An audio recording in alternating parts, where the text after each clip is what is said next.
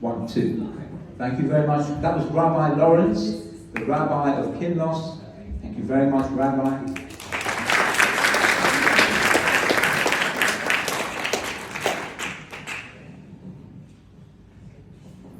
It's an age thing. Okay. I want to reiterate, thank you so much, everybody, for coming. For many of you, you've been to the synagogue before, whether it's for prayers or weddings. But for many of you here, this is your first time here, and indeed this is your first time in a synagogue. So that's incredible for me and for the people who made this film, because this is a film that we wanted to reach out to everybody. We didn't want to make a Jewish film per se. We wanted to make a film with Jewish values that has global value and global appeal. Yeah, it's very easy to be pigeonholed. And the idea of this film, in short, is just to give you an insight into what it's like to be part of the Jewish community and to be part of a community that suffered during the Holocaust and the impact it had on their families and so on and so forth. So, welcome, one and all. Thank you so much all for coming. Really was not expecting this big a turnout. I really hope it's worth it. So, okay. Right, first of all, okay, I've already thanked the rabbi and the shul, but first of all, I actually should have thanked God. I thank God for bringing us to this occasion where we can enjoy a film that's got a message, it's got a meaning that you can take home with you. I also I've already thanked Kinloss, but specifically I want to thank Lucy Marcus, who was our liaison at the shul office. She was incredible. She had such attention to detail. So I want to thank her from the bottom of my heart.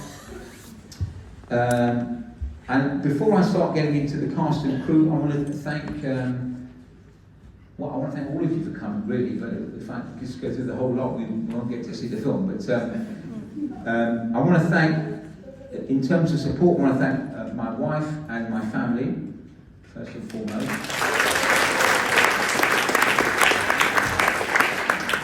It's okay, you can keep going. You can keep going, because I'm included in that as well. Anyway, so my wife is my rock, my support. She's the one who, first of all, she's my go-to person. Whenever I have any item of content, anything, I'll always run it past her. Inevitably, she'll have her own take on it. So there's certain things I don't show her, because I know she's going to flag up this bit and that bit and whatever. But seriously speaking, my wife and my family have really supported me through this. My son, Duvi, who's sitting right there, actually wrote the screenplay for the most part, together with me and quite a few other people, but he was the main instigator. So I'd like to thank you all. And without going through all the cast and all the crew, a lot of whom are here today, I want to single out a few people. I know it's not very fair, but I just need to single out these people. I already thanked my son Duvi. There's one very special person who, for me, it was a dream to work with him.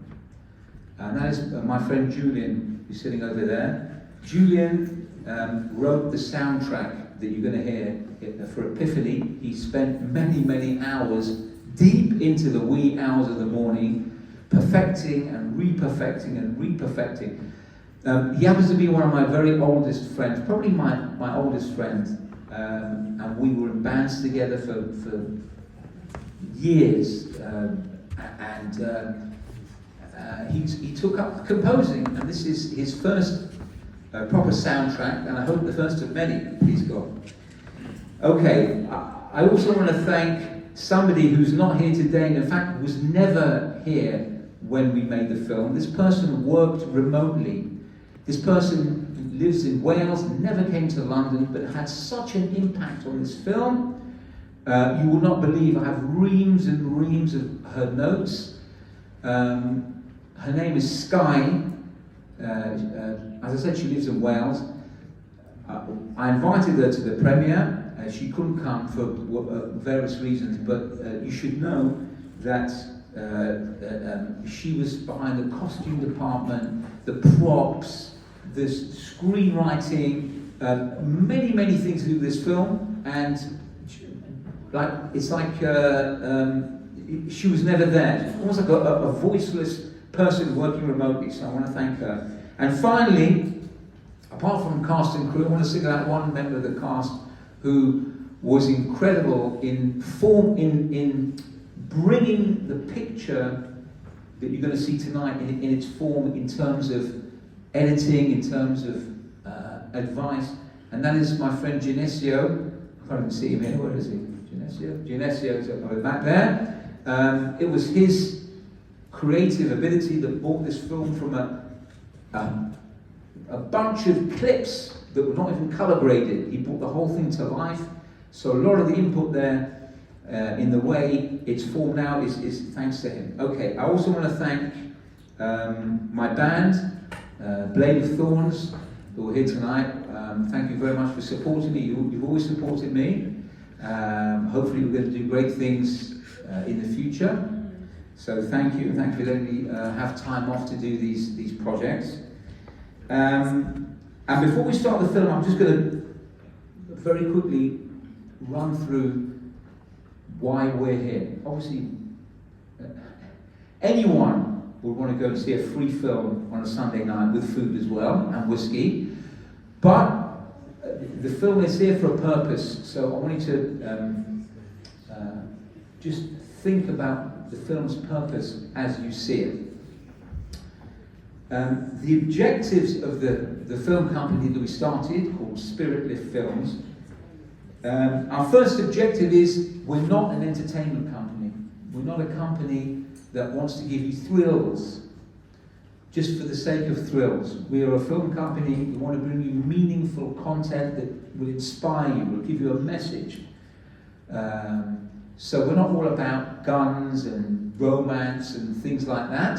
There's plenty of other people who do that way better than we could. But the idea of this company is really to give you something that will hopefully help you and inspire you to a better way of life. That sounds pretentious, but it is, I think. Anyway, what we provide, apart from being a film company, is that we do commercial work, we do corporate work. So you're going to see a few little bits that we've done in the past. So we do corporate profiles. We'll give a company a presence online. There are plenty of things we do in the corporate and commercial world, which again, you're going to see a few little bits of that tonight. And if any of you want to have a corporate film or a corporate advert, come and see me, because although this company is only 3 years old, we have a wealth of experience that we bring to the table. All the people involved in this film, and there are plenty of them, even more than you're going to see in the credits. Okay, so you might see these pieces of paper in front of you. If you don't have one, your neighbour has one, because I ran out. I honestly didn't think it was going to be this turnout.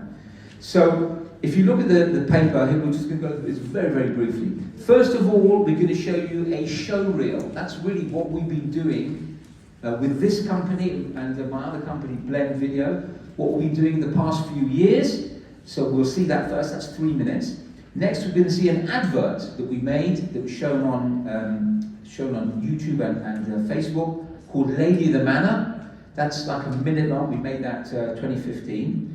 Thirdly is probably the first serious offering from Spirit Lift Films. It was a film that I made with my friend Leo, who is yes, you can clap. You can clap. He also was the director of photography for Lady of the Manor, which is the advert. So The Unspoken is a true story. It's only 9 minutes long. Don't worry, nobody wants to schlep out the evening, right? Because there's food next door. We all know what that means to us. And whiskey. So The Unspoken is a 9-minute film. I was advised very strongly not to show this film for various reasons. Not to show this film. I thought long and hard. I had a discussion with Leo, the DOP, and we decided to show it because although there's things that could be improved, I think it deserves to see the light of day. It's never had a public showing, and a lot of people worked very hard, although there were no trained actors in that film. Please bear that in mind. No trained actors in that film. They all worked out their skin. The crew worked out their skin. So I took the decision to show this film. Lastly, the reason why you're here, Epiphany, a story about, a true story, by the way, about the Holocaust survivor who, his journey post-Holocaust, which is a story that's very rarely told. People tell stories within the Holocaust, but not about what happened after the Holocaust. So, that's it. After that, whoever's got patience, just before we go to the food, we're going to have a question and answer session. Feel free to ask us any questions about anything that you would have seen. Feel free to ask anything about anything, but just ask something. If you can't think of a question, just ask me what my favourite colour is. So that we don't just sit up there like blithering idiots. So after that, then we'll open up the back and we'll have a food. It's more like a kiddush, if for the Jewish people who are here, you know what that is. If you're not Jewish, you're in for a treat. Thank you so much. Without any further ado, we're going to start the film.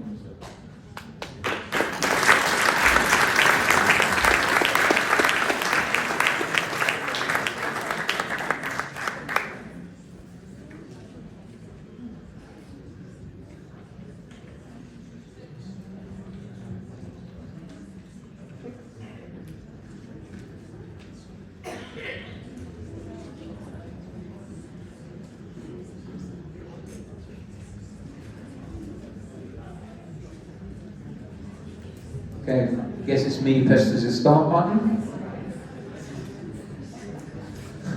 Hope I know how to use this.